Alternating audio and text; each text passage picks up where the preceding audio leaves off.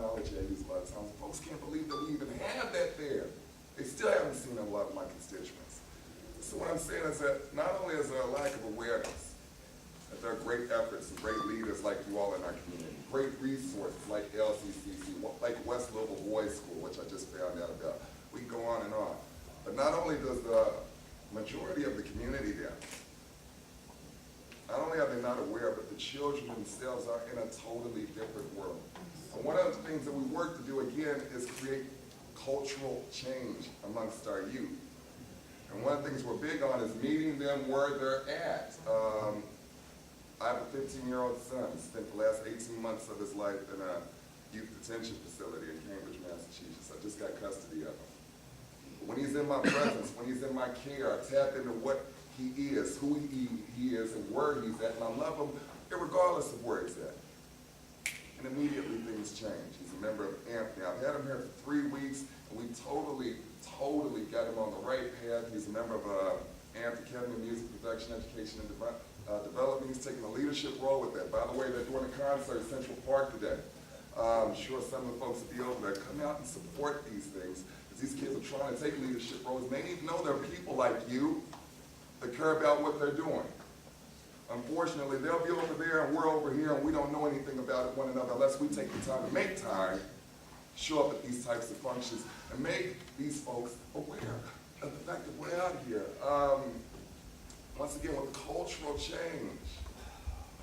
My 15-year-old son, after 18 months in a youth detention facility, is very much in the frame of mind of a gangster. Very much in the frame of mind of a young thug who has been disenfranchised, not very interested in being a productive member of society. How do you change that when that's the norm on the west side of 9th Street? So we do all these great developments, we do all these great things, but are the children that are coming up and inheriting these things really prepared or in the right frame of mind to really take advantage of it? How do we create those changes? Now I know there are a number of agencies working to create those changes, so ultimately my question was, how important is it for members of the panel, people in this room, to work with organizations like the Arts and Activism, like Louisville, the Arts Council of Louisville, like, we're not getting much now, but at any rate, like we have an event going on at Kentucky Center for the Arts, August 3rd. I'm not trying to toot a horn or anything, but I need everybody there. We need everybody there. It's all about exposing you all in these efforts to a demographic, to a community who's not necessarily aware of them. So once again, how important is it for these organizations that are on the panel, our panelists, anyone in the room right now, how important is it not only to work with organizations like Arts and Activism? We do have a great rapport with the union. Thank you, Dana. And let me first say I appreciate the comment and appreciate the passion. I will take a shot at answering the question. But I did want to also make a quick statement in reference to some of the work that's happening. You know, I think the question that was asked by our moderator, what initiatives, what actions are being taken. And I'm not going to talk a lot more about transformational change. I think we've covered that well. I wanted to take a minute on behalf of Sam Watkins, our CEO at Louisville Central Community Center, to give you an update on what's going on at Old Walnut Street, 1300 West Muhammad Ali Boulevard. And the first thing I want to say about it is it's certainly still a work in progress. This is a campaign, a capital development campaign that actually began 10 years ago. And it's about 6 phases, and we just completed our 2nd phase back last fall. And thanks to the support of Louisville Metro, see Virginia Peck here, Katina Whitlock, based on their support, we're turning the key for phase 3. There is a renovation project that starts next week, in fact, for a family strengthening center, a 6,000 square feet renovation of a part of the building that's really designed to be an event space.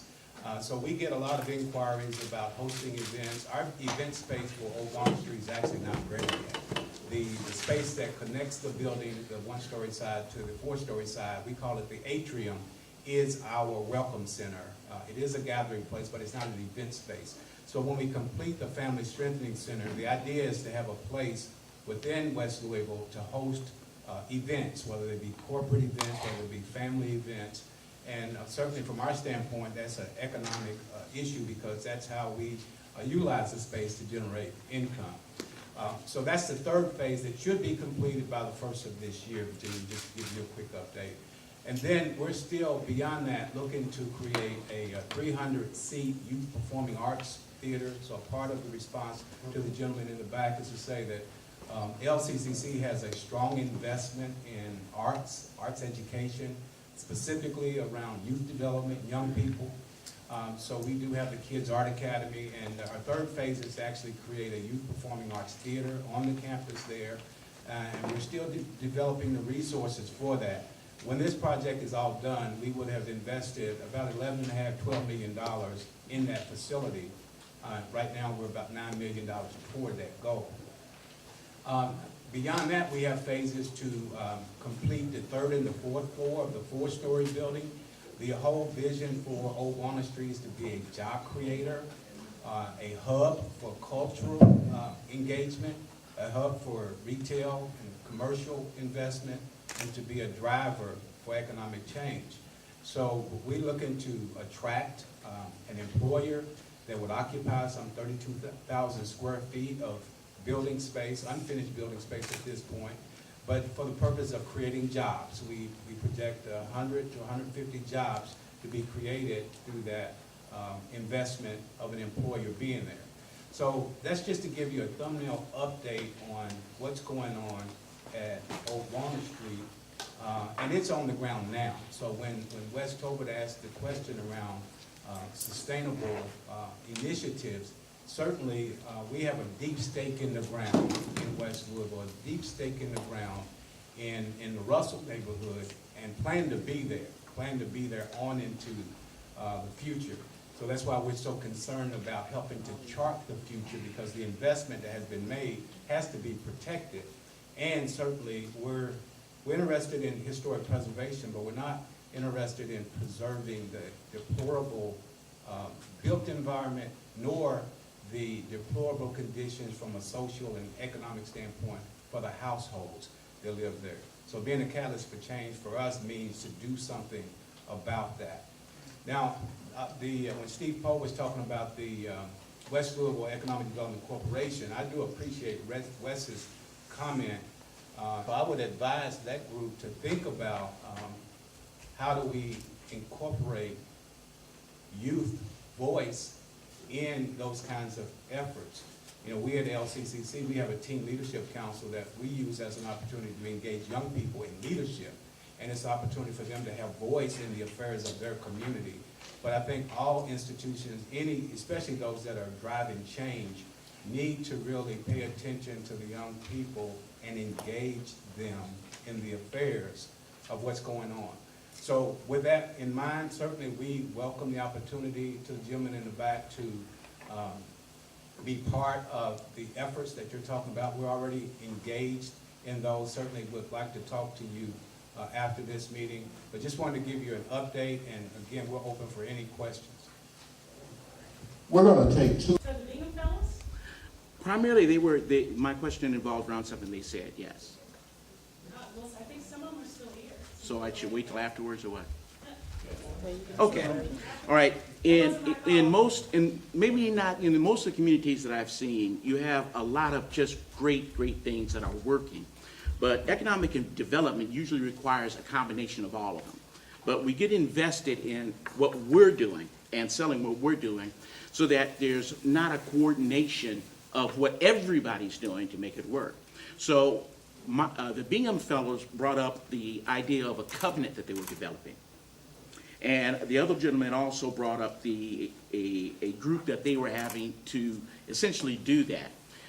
And then the big part about everybody here is that there has to be some entity that holds politicians, developers, feet to the fire, because I don't know if it happens here, but the government, in all honesty, they put out their RFPs that require jobs from local groups, and then if the developer doesn't do it, there's just, everybody just sits back and there's nothing they can do.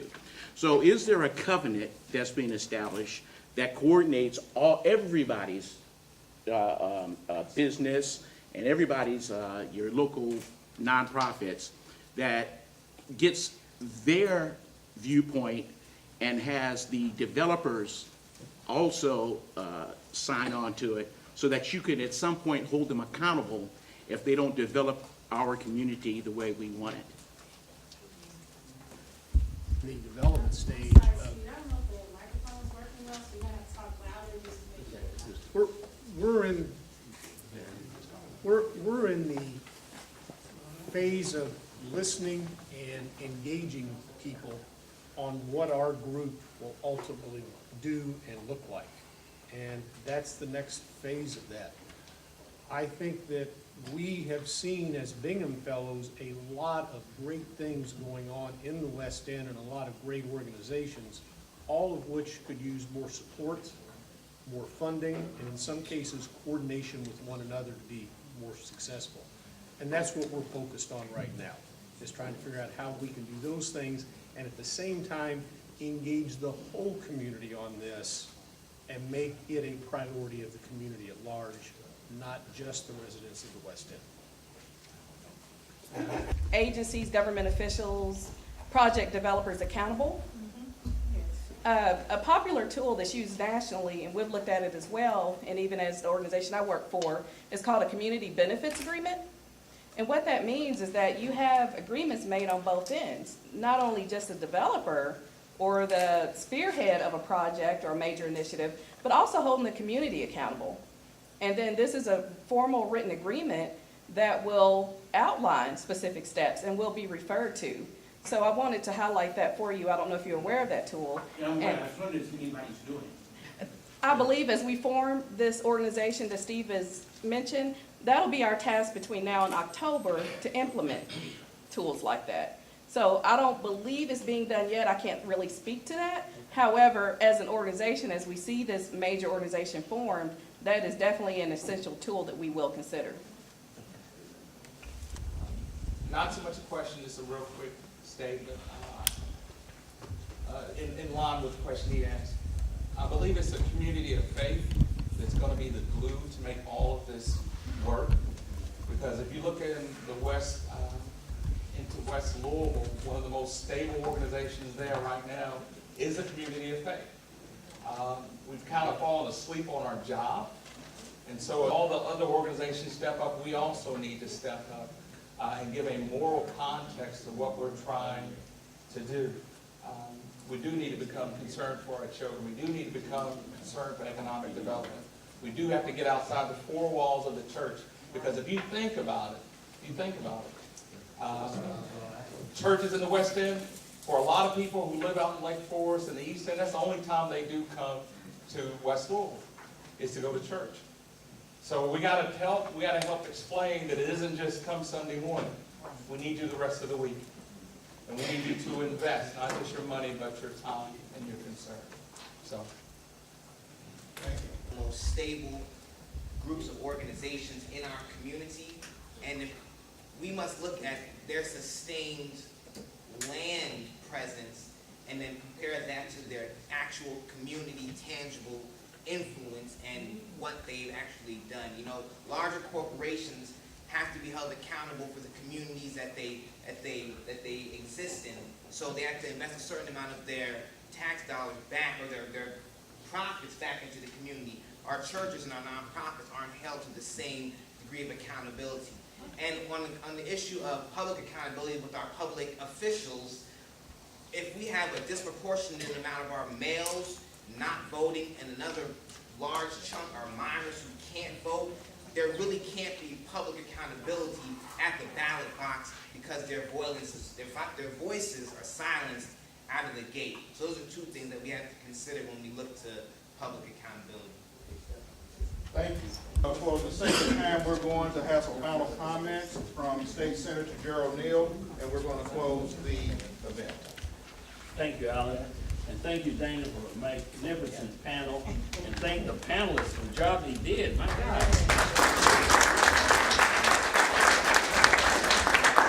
And you Bingham fellas, I don't know where the heck you came from, but my goodness, what a great work that you're undertaking. I think we owe them an applause for that. And understand that AAI will be reaching out to you, and we would encourage you to reach back. I think the interaction and the discussion that you obviously have been engaged in, and now making concrete steps toward, and the type of perspective and engagement that we're seeking, I think is a natural fit. So I encourage you to reach out to us as we reach out to you. I noticed some of your members are our members too, so we have a natural connection with respect to that. And we're all members of the same community. I am so impressed with the participation, the diversity of the participation, and the depth of the subject matter and sincerity that's been brought to this summit. You've made it what it is. And those of you that are participating in the audience, as well as those who are presenters and also panelists, have made this a rich experience. I want to tell you, this is being streamed. It may have been mentioned before. That means it's also being archived. Our philosophy is that we don't hoard information. We don't meet behind closed doors and pop things out on people. We try to share that information as we go. So when these panelists have come and done what they've done, they've actually, we've presented a forum by which they can share in real time what they're doing. I encourage you to access the information, those who have participated and otherwise, and use it and do whatever is necessary, because AAI will be scrutinizing it. Now, after this event, we will be forming what we call policy strands. We'll be doing work in identified areas. We invite all of you, whether you are independent out here, whether you're a Bingham Fellow, whether you're a city official, whether you're the school board, or whether you just Joe Blow in the community and you're concerned. We're reaching out for you to reach back to us and participate in this process. That is essential. There is no way that we will move forward effectively if we bottleneck our efforts. We got to expand it so that more people are involved. I think if nothing's been said here that's as valuable as anything else has been said here, is that we're all in this together, and together we can bring about positive change. So I want to encourage you to fill out our information sheet so we know how to contact you. I want to encourage you to look for us as we move forward. We've had several summits already in the area of education. In fact, our next summit will be education. And for the press, who may or may not be out there, we have one set up for you too. So we want to investigate all these dynamics in our community. So again, thank you so much for coming. Look for us, join us, let us join you for a better community. God bless.